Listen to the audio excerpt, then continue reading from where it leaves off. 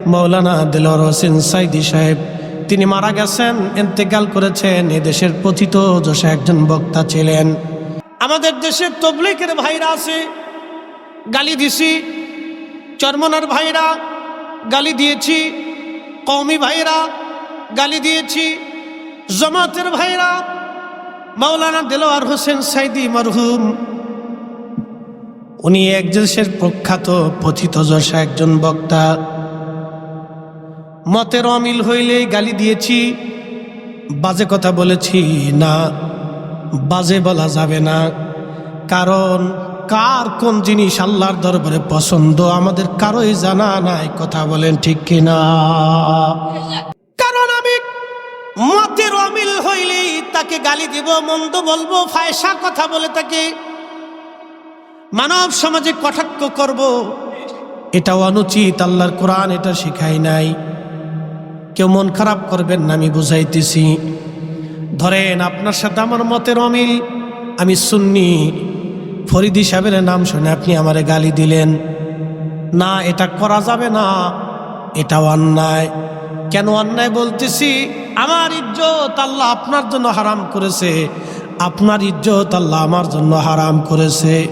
কোনো আলেমকে যদি আপনি গালি দেন, ধরেন মৌলানা দেলোয়ার হোসেন সাইদি সাহেব তিনি মারা গেছেন, ইন্তেকাল করেছেন। এ দেশের পথিত যশা একজন বক্তা ছিলেন। যুক্তিবাদী সাহেব, পীর সাহেবরা, এই যে আপনাদের ব্রাহ্মণবাড়িয়ার বড় হুজুর, আল্লাহর এ সমস্ত বাংলাদেশে পথিত যশা আলেম যারা আছে, আপনি যদি তারে গালি দেন আর সে যদি সেই পাত্র না হয়, গালি দেওয়ার কারণে আপনি তার হক নষ্ট করলেন।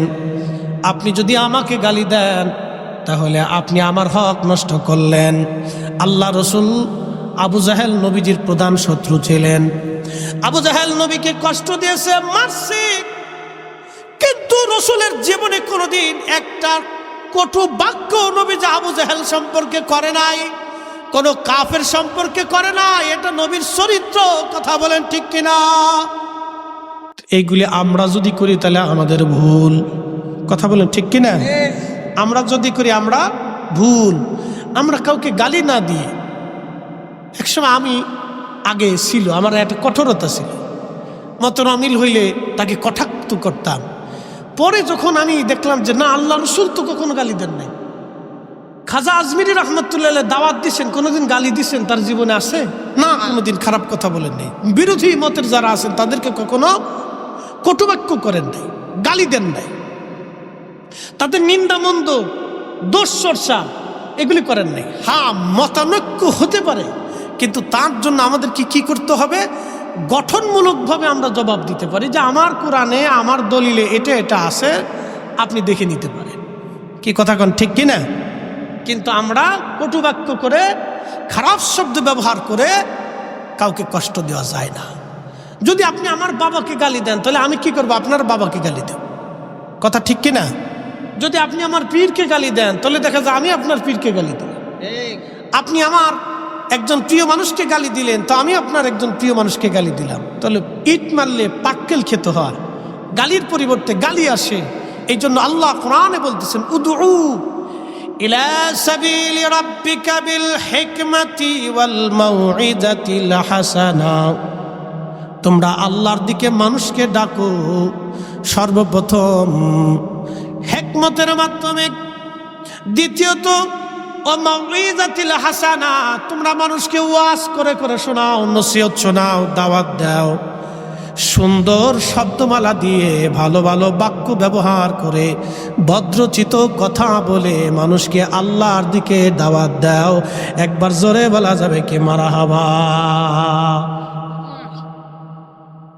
তাহলে আমরা কাউকে যদি গালি দিই তাহলে এটা ভুল। এটা কি হবে? ভুল। আল্লাহ আমাদেরকে মাফ করুন। আমি নিজেও একসময় ভুলের মধ্যে ছিলাম, আল্লাহ আমাকেও ক্ষমা করুন।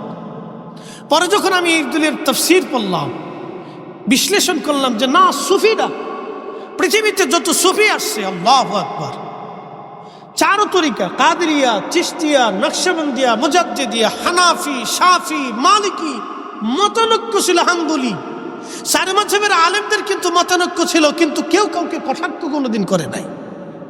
কি কথা কন না কেন? কেউ কাউরে কটাক্ষ করে নাই, গালি দেয় নাই। এটা আমাদের ভুল। এই জন্য বিগত সালে যত এরকম কথা আসছে এগুলোর জন্য আমি নিজেও অনুতপ্ত। আমার কাছে এখন খারাপ লাগে যে আমি কেন এগুলি করছি না। হয়তো একজনের কটু বাক্য ব্যবহার করছি, খারাপ লাগতেছে যে এগুলি ঠিক না।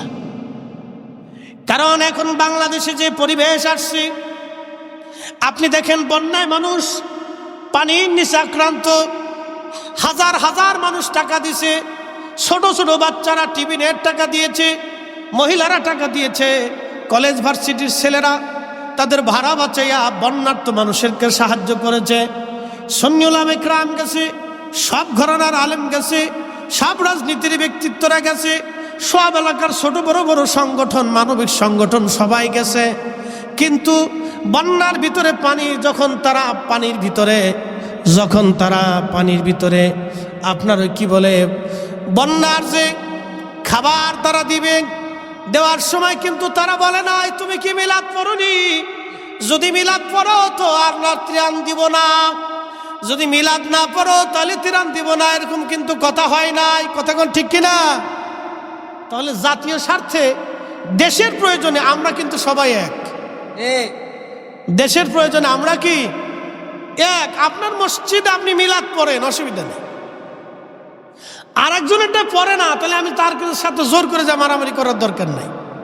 কথা ঠিক কিনা? যার অন্তরে যেটা মহাব্বত লাগে করতেছে করুক। কেউ দোয়া করতেছে, করতে দেন, তাকে নিষেধ করার প্রয়োজন নাই, যাবে না। কেউ যদি না করে তাহলে তার জোর করে করানোর দরকার নাই। আল্লাহ আমাদের সকলের বোঝার তৌফিক দিয়ে বলেন আমিন।